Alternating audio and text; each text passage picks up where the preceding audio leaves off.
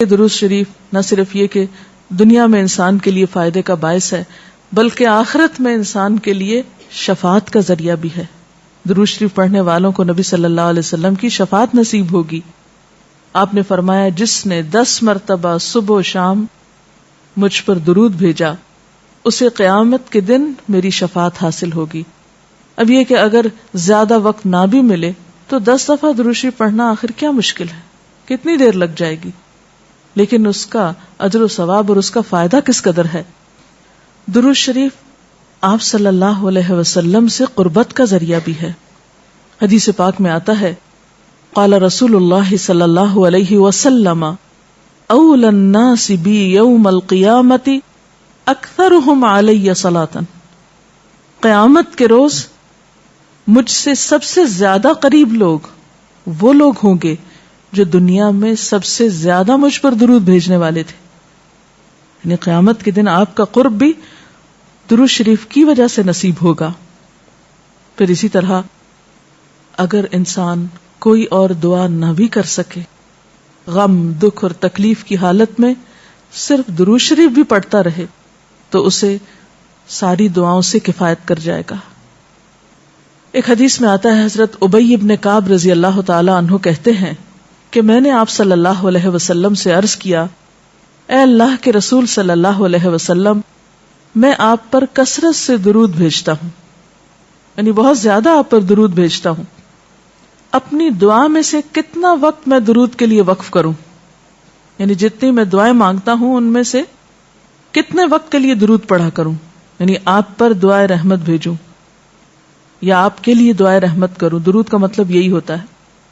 تو آپ صلی اللہ علیہ وسلم نے فرمایا جتنا تو چاہے. کہتے ہیں کہ میں نے عرض کیا کیا 1/4 وقت صحیح ہے, 1/4. آپ نے فرمایا جتنا تو چاہے, لیکن اگر اس سے زیادہ کر لے تو تیرے ہی لیے بہتر ہے.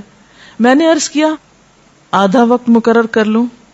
آپ نے فرمایا جتنا تو چاہے, لیکن اگر اس سے زیادہ کر دے تو یہ تیرے ہی لیے بہتر ہے. میں نے عرض کیا 2/3 مقرر کر لوں.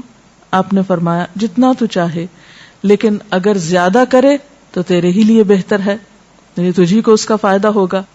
میں نے عرض کیا میں اپنی ساری دعا کا وقت درود کے لیے وقف کرتا ہوں, یعنی جتنی دیر میں اور دعائیں مانگتا ہوں وہ سارا وقت صرف آپ کے اوپر درود بھیجنے کے لیے وقف کر دیتا ہوں. اس پر آپ صلی اللہ علیہ وسلم نے فرمایا پھر تو یہ تیرے سارے دکھوں اور غموں کے لیے کافی ہوگا اور تیرے گناہوں کی بخشش کا باعث ہوگا.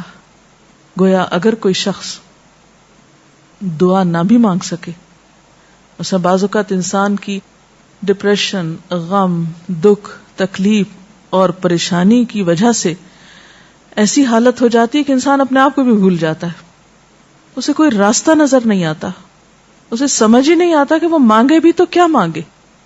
بعض مسائل زندگی میں ایسے ہوتے ہیں, بعض پریشانیاں اس طرح انسان پہ آ پڑتی ہیں کہ انسان ہوش و حواس کھونے لگتا ہے. ایسے میں اسے کہاں یاد رہے گا کہ وہ کیا مانگے اور کیا نہ مانگے. تو ایسی صورت میں درود شریف اس کے لیے سارے غموں, دکھوں اور تکلیفوں سے نجات کا ذریعہ بن جائے گا. آپ صلی اللہ علیہ وسلم پر درود بھیجنا خود ہمارے اپنے لیے باعث سعادت ہے, باعث رحمت ہے. آپ صلی اللہ علیہ وسلم اس کے محتاج نہیں.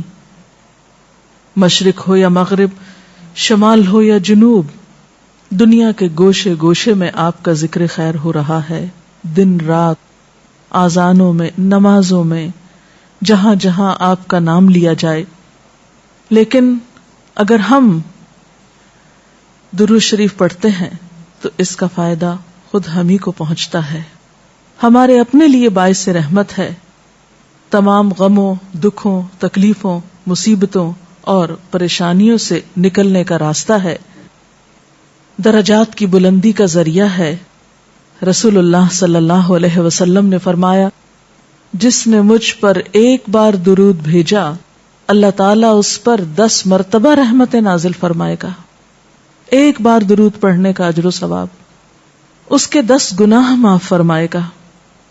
یعنی صرف 10 رحمتیں نہیں, 10 گناہوں کی بخشش بھی ہوگی اور 10 درجے بلند فرمائے گا, یعنی درجات کی بلندی بھی.